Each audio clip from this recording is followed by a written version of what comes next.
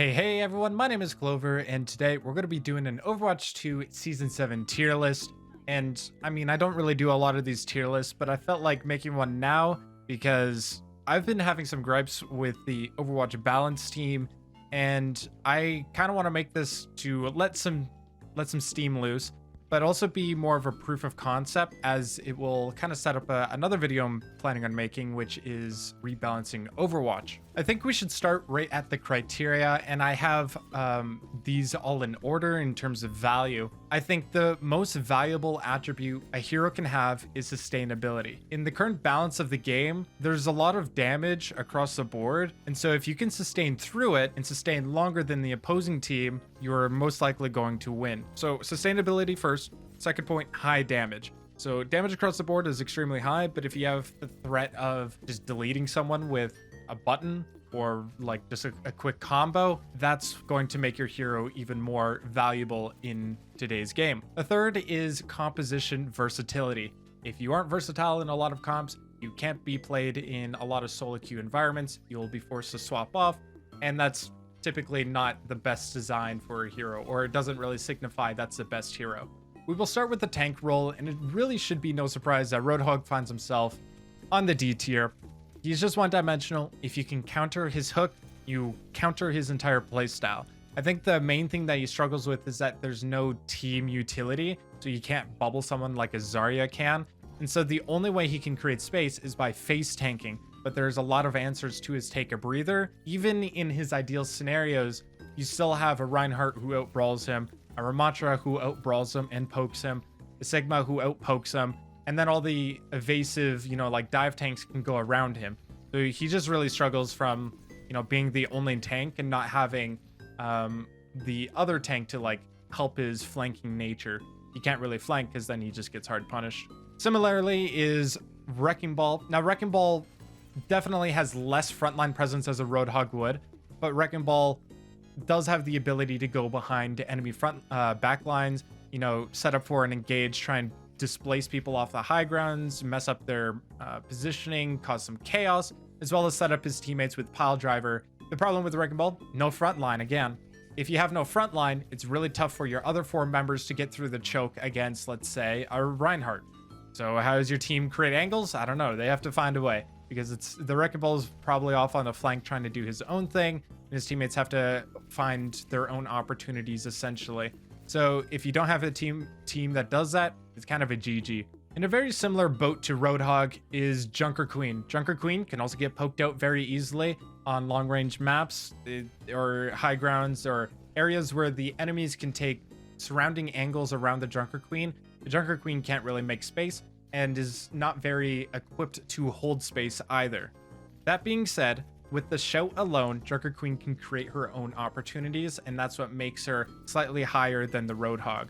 Then we have Winston, who I debated putting on the dependent tier, but I still think that he gets some value, and it's only because of his bubble, the best ability in the game. I don't think there's any doubt about it. There's Bastion, who's kind of an issue, Reaper sometimes an issue, but really it's just the amount of damage going around. Like if four people shoot at Winston's bubble, he's kind of a sitting duck, and he doesn't provide a lot of usefulness if he's diving in by himself. So at the worst, with no help from like a Genji or Echo, the Winston's diving in trying to make something happen, and then it has to run away. So he's best farming up like a Nano or something, but still provides some value because at least he can hold space. In no particular order, we've got Ramatra, Reinhardt, and Diva. And these three heroes are kind of in the same boat. They're tanks that aren't really excelling at one particular field, but when their right matchup comes in, they are threatening. Talk about Reinhardt, there's no other tank that can out-brawl him. He is the best brawl tank, and it's not even close. The amount of shields he has, the cleave damage from his hammer is just insane. Ramatra at one point was stronger than Reinhardt, but I think that was due to his Nemesis form being very strong, but it was also due to the fact that healing was lower, and so the poke damage from Ramatra meant a little bit more to, counter Reinhardt. Ramatra just struggles from having an identity crisis. Basically, he can do poke and brawl quite well, but he's not the number one at it. So because of that fact, he kind of exists. It's hard to punish people too with mobility. You have to have a perfect vortex in order to find value.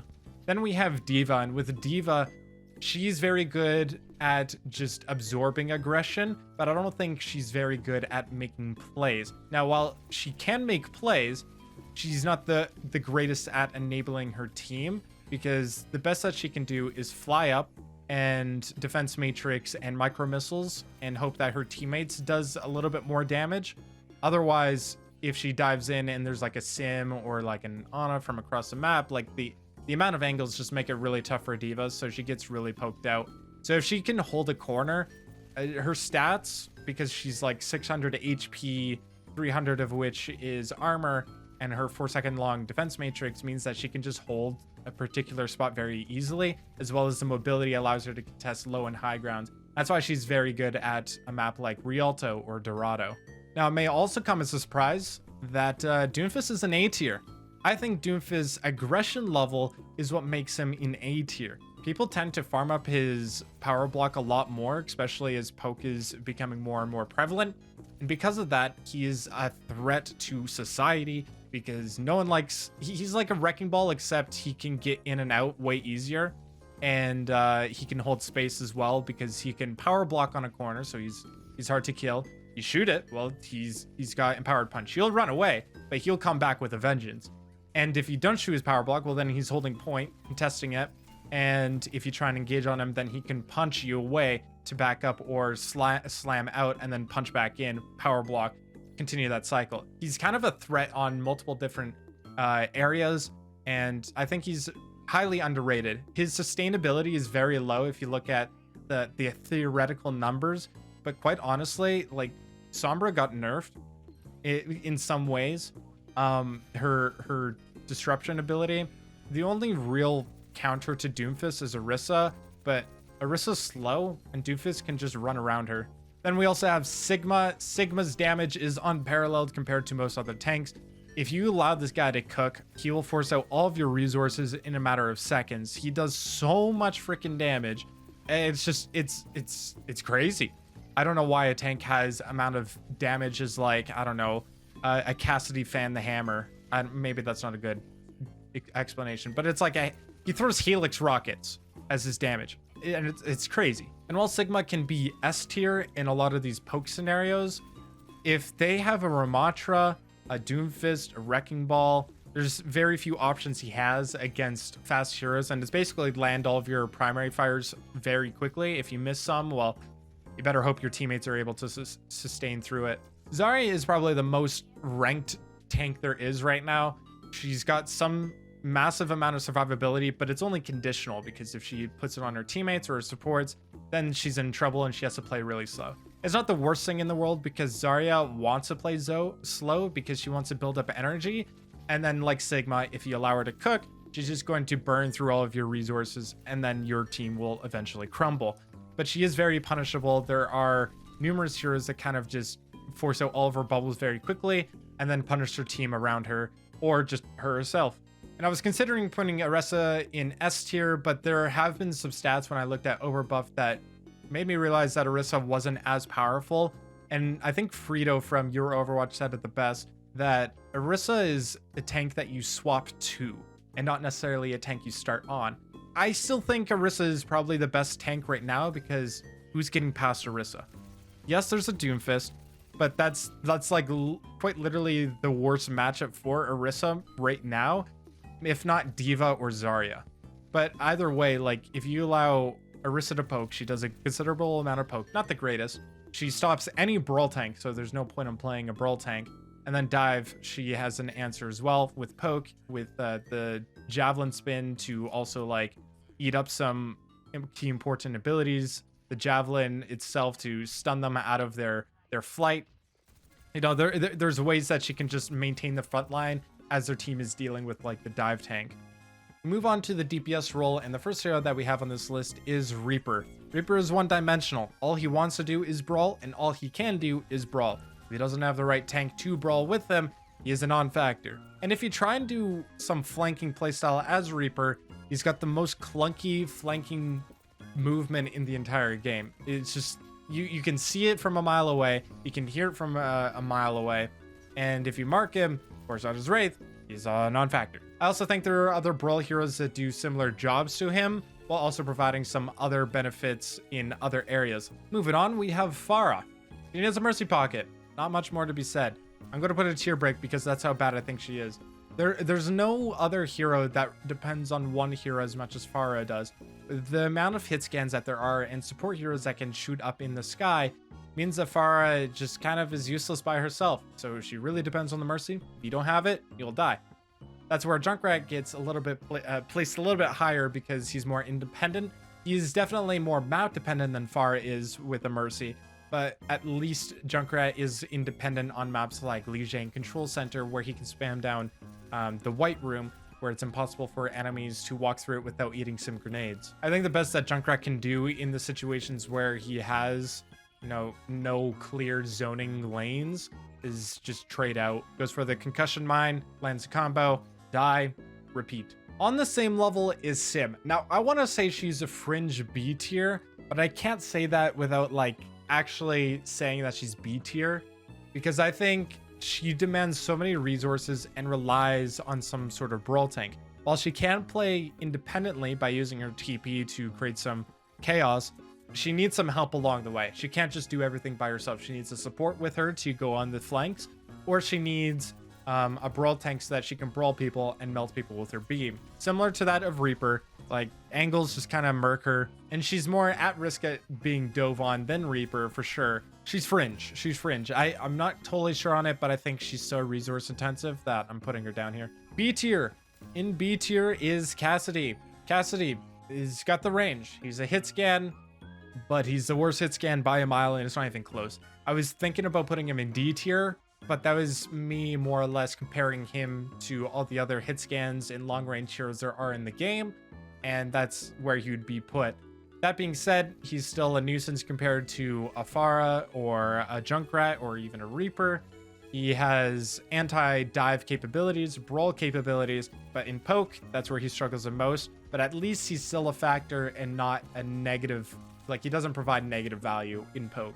We also have Torbjorn in this tier. Torbjorn is very similar to Cassidy, where the turret against dive is very potent, as well as he has overclock, or not overclock, overload, and his buffed shotgun is just going to melt through dive tanks. But in poke and brawl, he's not very good. I mean, the turret is still useful at creating an off angle against brawl. I don't think he'll ever be bad because of overload and how it works. And his turret, of course, is just going to provide constant value in every situation, but he's not making any plays anytime soon. I think his ultimate is very strong, though. And well, we have Echo. Echo is a DPS that she struggles from the same things as Pharah, but her zip-zappy movement is what allows her to get assassinations off and therefore more value. Pharah likes to play slower and high in the sky. Echo is a little bit more sneaky, looking for assassinations, and I think her threat of burst killing is what allows her to get value no matter what, because she can throw stickies on someone. If she lands 4 or 5 of them onto a target, it's going to force the supports to, you know, use a key support resource or some sort of movement to like get some healing. It's going to definitely cause some heads to turn. But yeah, hit scan kind of just murks her, so a Mercy does definitely help. Then we have Sombra, who I kind of place on the same tier as Echo. They are kind of full commit, but can also like, they like launch their cooldowns out and their damage, and then they run away and then come back again. That's kind of how they play. I think the Sombra is a little bit more interesting because she can play in this like all in, I'm throwing the virus on you, you're dying here, and we're going to trade out. Or she plays more like a Soldier 76. But I don't know why you would play Sombra over Soldier, other than the fact that she can interrupt things with her hack and EMP. Speaking of EMP, EMP is absolute garbage without canceling another ultimate. So that's kind of the only use for it. And now that it doesn't cancel tree, like a Life Weaver kind of just denies Sombra's entire kit, I think. And now we have the one-shots of Hanzo and Widowmaker. No matter what, they will always provide some sort of value because your positioning is dictated by those one-shots. You don't want to stay in those lanes for too long. Because if you get a kill, that's like what, like the 70 to like 80% win rate for the team who gets the first pick. So that really goes to show how valuable the first kill is. But with these two heroes, they're diveable. I think Hanzo's a little bit more scary if the Hanzo's a good player, because the one-shot's always relevant, as well as the storm arrows pose a threat to anybody, because if he lands like an arrow on a tracer, like the tracer has to recall. But I think because, I mean, at least from a dive tank perspective, I don't think Hanzo's that scary. I always bait out his storm arrows before I do anything. And if you bait out those storm arrows, then he's just launching regular arrows at you at a slower pace, and that doesn't really scare me too much. And Widow, the difference between Hanzo and Widow is just Widow plays from further away, but still the same things, like not as scary as a tank player, because you will always just go on the Widow and make sure that you can't find value. However, on the right situations, she's S tier and there's no way around it. The consistency of her gun to get that one shot is it's kind of ridiculous in the high tiers. Now, Tracer and Genji are a little bit unique. I don't know if I put them in A tier or B tier. I want to put them in B tier because sustain so high that it means that it just takes multiple fights, and it's hard for these heroes to get like an instant kill. However, Tracer can self-sustain with recall. Genji does have the deflect, which allows him to play in the brawl, while also allowing him to get a dash in, go for a kill, an assassination, but then he can deflect and then return back to his team. So I think Genji definitely is an A tier. Tracer's a little bit harder. Yeah, I think I'm going to put Tracer slightly lower. I think the spread nerf that they gave to her a little while back made it so that her damage was less consistent, and she really has to be up close, but a lot of things are threatening up close. At that point, like, Sombra is almost better, but the Sombra is more resource intensive than Tracer is, and so that's kind of my reason for like not putting Sombra above Tracer and vice versa. Now Genji, he does have that dash in, deflect out type gameplay, but he can also play in the brawl scenarios. He also has one of the stronger ultimates in the game. Believe it or not, he has a strong ultimate. It's not an ultimate that you're going to get kills off of. It's an ultimate that you're going to threaten to get kills and in turn force out a lot of resources. Then we've got Mei, who is just going to be run in every single brawl comp. It's very rare that you'll see Mei not being played in brawl in contenders or owl. I think people normally run like a Bastion or Sojourn with Mei. Mei's just kind of a staple. And the reason being is the rework of her made it so that she's just extremely strong up close. The 70 damage for her freeze ray, I believe it's 70 damage, is underratedly strong. Because imagine you trying to run away from her. She's dealing 70 damage away, 70 damage a second, but you're also slowed, which means you're taking that much more damage than you would compared to any other beam in the game. Her right clicks too, if you're really good at them, are kind of like Hanzo arrows, honestly. They're projectiles, so you can launch them from across a map. You hit a dink, like, oof. That person is like, I don't like that. So the spam ability of Mei is quite strong. Good poke game. Obviously, the sustainability with her ice block is very good. The only thing that Mei struggles with, kind of, is dive. If there's a lot of fast-moving heroes, she can't wall off anyone. Her blizzard finds a minimal value. Freeze raying someone is not that effective. So I think that's her weakest point. But that's like one composition that you have to worry about, and it's a composition that isn't at all close to meta. Next up, we have Ashe. Now, Ashe is the hero that I think should be the best hit scan. I mean, Sojourn still exists. Soldier exists only because he's got consistent damage pressure, and the thing that differentiates between Ashe and Soldier is that Ashe is slower. Ashe takes time to build up her damage and force out resources and all of that sort of stuff. And speaking of Soldier, I think Soldier is an S tier. The damage pressure that he has makes him one of the best hit scans in the game, on par with Ashe. It's just you're trading burst damage with Ashe's right click, or scoped in, versus Soldier's just consistent damage pressure, which is a laser beam. The thing though is he's a little more sustainable because he has the healing pad that just got buffed, and it's slight, definitely, but it's still enough to make him like, it enables him to go into a flank and sustain himself on there for some time, deal a considerable amount of damage to the backline, draw some attention away, and maybe that's a breaking point to allow his team to break through. I think though the one difference between Ashe and Soldier is the ultimates. Visor can give value.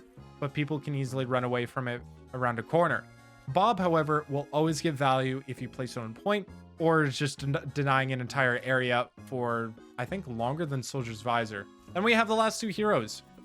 I think Sojourn is just Soldier 2.0, who's better. Yes, less sustainability, for sure. But I think the burst potential from the railgun, because it's still essentially a one-shot. You put overclock on her, that's like a fight-winning ultimate. And you can't run away from it because her slide is that quick. The zippiness and zappiness of her slide is what allows her to be as strong as she is. If she had Soldier's run, then she would be way weaker than Soldier. But because she has a slide to go from point A to point B in a fraction of a second, that's what makes her strong. Also, if she ever gets attacked, she can always just run away very quickly. Soldier has to kind of proactively run away when a threat is coming. And one of the best at baiting resources is Bastion. And it's not because that he has the highest DPS in the entire game in a neutral standpoint by just using his sentry form. He also has the most disgusting grenades in the entire game. I don't know why it does over half of the enemy's HP for squishy and boops people up, because I've seen a lot of times where the boop is what kills a person and not the actual grenade. Like, the grenade does a good chunk of the damage, but then it also sets up for the finisher with Bastion Primary Fire, or like, let's say an Ana who's ready to follow up on that shot. He also has the highest HP of all the DPS in the game. He, in some situations, has more HP than some tanks. Remember, he has 300 HP, 50 of which is armor. If he goes on sentry mode, he has Ironclad passive, which is another 20%, 25% damage reduction. Like, what is that? I don't know. It's crazy. And finally, we move on to the support role, and we don't have anyone in D tier, but we do have some people in C tier. Lucio is going to be in the C tier because of the fact if you can't use the speed utility, he gets almost no value. He gets outstatted by the healing numbers. He gets outstatted by the damage numbers. If he tries to go for the Reddit Lucio, you know, he's trying to dive bomb someone, he can possibly die. Like, there's no value to it other than just kind of existing and being an annoyance. So there is some value, but there's not as much value compared to every other support there is in the game that can quite simply just kill someone from a range. Very situationally based. I think you need team comms in order to do anything with it. Yes, there is some value with his sound barrier, but compared to other heroes, I don't think he provides enough. In a similar realm is Zenyatta. I could put him in B tier. I see a lot of people rating Zenyatta average-ish, but I can't ignore the weaknesses. As a dive tank, Zen is like someone I yearn to kill. Because he's a liability and requires so many resources to keep alive, it's eventually going to turn into a weakness for the enemy side and can be punished.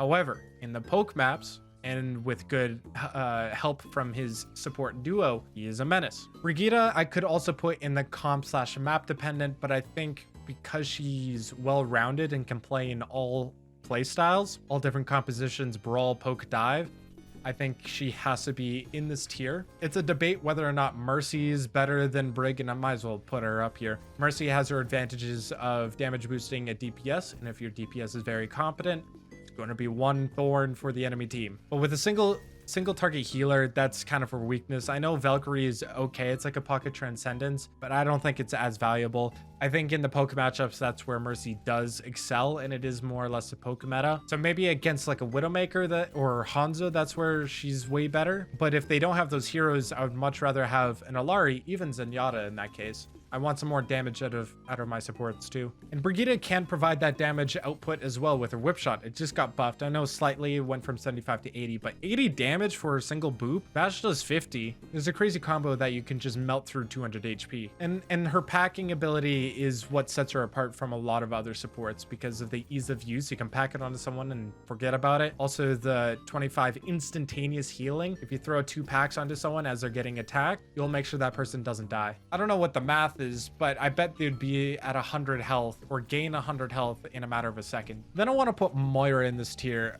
Her utility is what weakens her. She does get overstated because her fade is just that good at enabling her to do something proactively. But even when Moira is subdued to playing a healer, she's one of the best healers because the AoE healing as well as the underrated healing per second of her mist is quite strong. But really what it all depends on but really what it all hinges on is whether or not the Moira can find value of the Coalescence. Now, this might be a hot take, but quite literally, because he's got so many stats, I think he's A tier. I don't know if he's like actually bona fide A tier, but he's so annoying to play against. He has no offensive potential. Like, he has no Bionade. He has no, I don't know, damage orb. He has nothing to make people scared of him like a Brigida does with like Whip Shot and Shield Bash. But Lifeweaver can deny so much value by just existing, and that's a problem with him. And he's one of the most survivable supports because he's got 225 HP. He's got shields on top of that, so if you allow him to heal up, his support passive as well as his shield HP do combine. His dash also gives him 50 HP. Why? And then he has the pedal platform, which is giving him natural cover. You can charge up his healing, what do you call them? Healing blossoms. You can chuck one out, dodge back because it's an auto lock, and it goes through walls.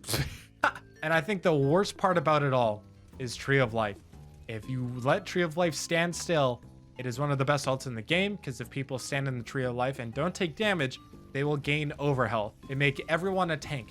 Why? But I think Tree of Life provides more because you can place it there and people know where it's going. Whereas in a normal fight, like, you have to stay around the brig, but not the tree, right? Like, it's easier to stand around the tree in a poke meta than it is a brig who's trying to make something happen with her bash. Lifeweaver's just got an answer to everything, but because he doesn't have any offensive upside, I'm gonna put a tier break because I don't think there's any way that he's better than these next 4 heroes. We've got Allari.